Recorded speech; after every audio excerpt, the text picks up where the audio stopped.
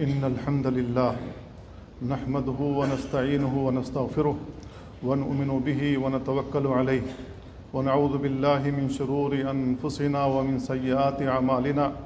من يهده الله فلا مضل له ومن يضلل فلا هادي له، وأشهد أن لا إله إلا الله وحده لا شريك له، وأشهد أن محمدا عبده ورسوله صلى الله عليه وعلى آله وصحبه وسلم تسليما كثيرا.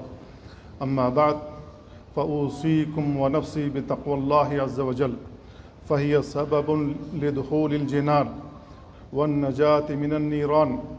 قال تعالى: تلك الجنة التي نورث من عبادنا من كان تقيا.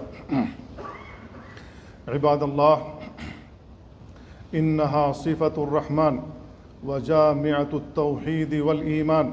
إنها سورة الإخلاص، وسميت بسورة الإخلاص لأنها خالصة في وصف الله وحده، وبينت خلوصه من كل عيب، وهي مبنية على التوحيد الخالص الذي لا نجاة للعبد إلا به، وهي تخلص صاحبها من الشرك.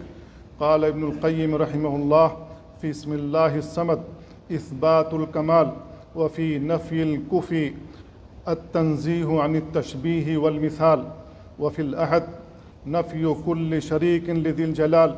وهي الأصول الثلاثة، هي مجامع التوحيد. وسبب نزول السورة أن المشركين قالوا لرسول الله صلى الله عليه وسلم: انسب لنا ربك، فنزلت هذه الآية. ومن عرف هذه السورة فقد عرف ربه، ولهذا تسمى بسورة المعرفة. قال الألوسي رحمه الله: لأن معرفة الله تعالى إنما تتم بمعرفة ما فيها. وقد أمر الله في هذه السورة أن نقول قولا جازما ونعتقد اعتقادا راسخا بوحدانية الله. قال تعالى: قل هو الله أحد، أي أحد في ذاته وأسمائه وصفاته، لا شبيه ولا شريك ولا نظير ولا ند، فهو المنفرد بالكمال والجمال والجلال، وكل ما في الوجود شاهد على ذلك. وفي كل شيء له آية تدل على أنه الواحد.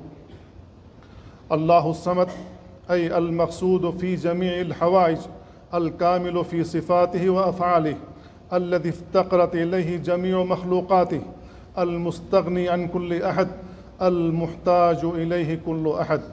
ومن صفات الله تعالى أنه لم يلد، لأن الله لا مثيل له، فالولد مشتق من والده وجزء منه وشبيه له، والولد إنما يكون للحاجة إليه، والله غني عن الحاجة إلى غيره من ولد أو شريك أو حليف. وقل الحمد لله الذي لم يتخذ ولدا ولم يكن له شريك في الملك ولم يكن له ولي من الذل وكبره تكبيرا.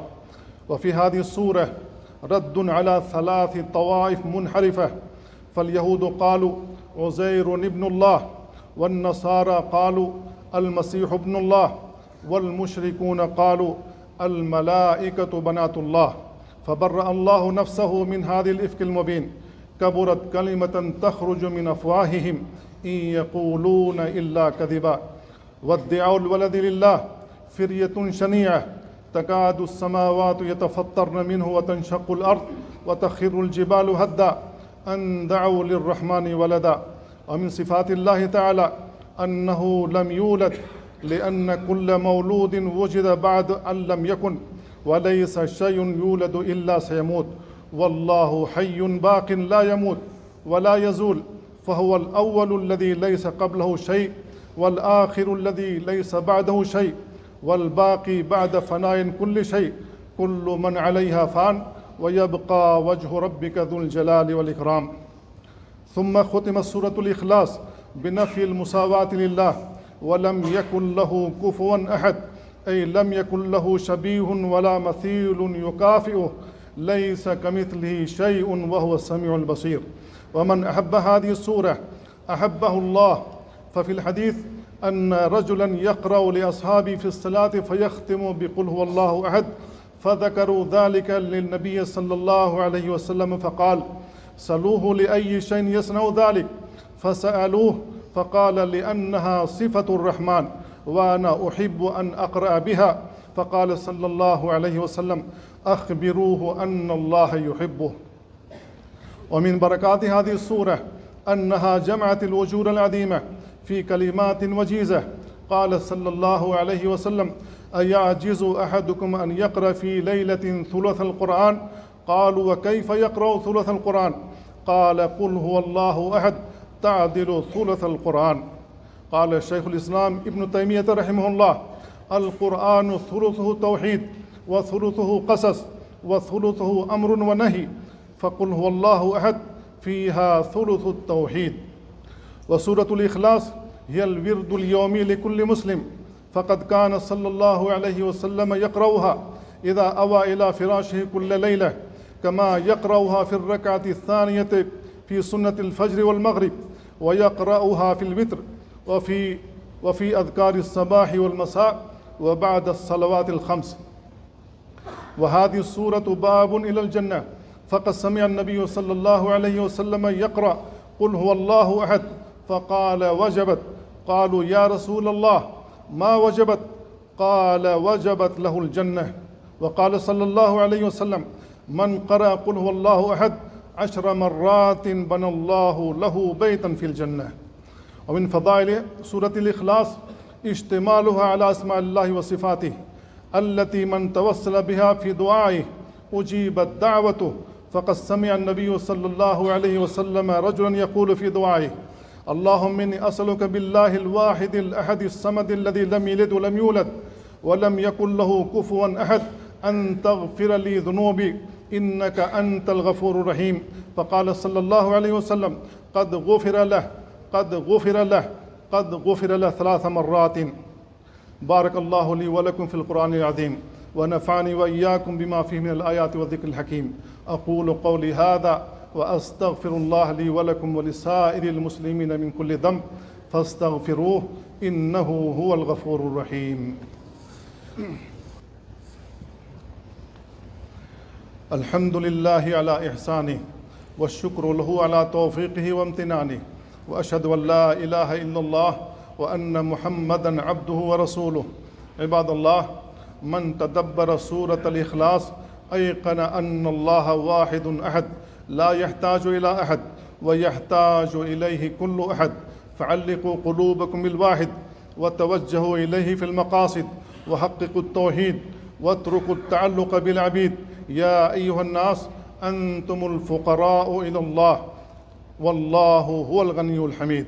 عباد الله، إن الله وملائكته يصلون على النبي يا أيها الذين آمنوا صلوا عليه وسلموا تسليما. اللهم صل على محمد وعلى آل محمد كما صليت على إبراهيم وعلى آل إبراهيم إنك حميد مجيد. اللهم بارك على محمد وعلى آل محمد كما باركت على إبراهيم وعلى آل إبراهيم إنك حميد مجيد.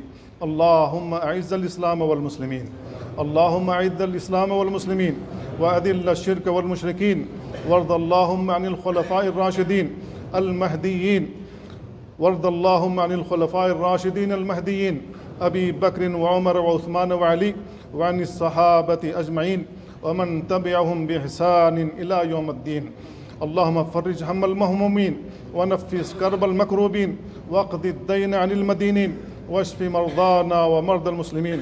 اللهم آمنا في أوطاننا وأصلح أئمتنا وولاة أمورنا ووفق ولي أمرنا وولي عهده لما تحب وترضى وخذ بناصيتهما للبر والتقوى. ربنا آتنا في الدنيا حسنة وفي الآخرة حسنة وقنا عذاب النار.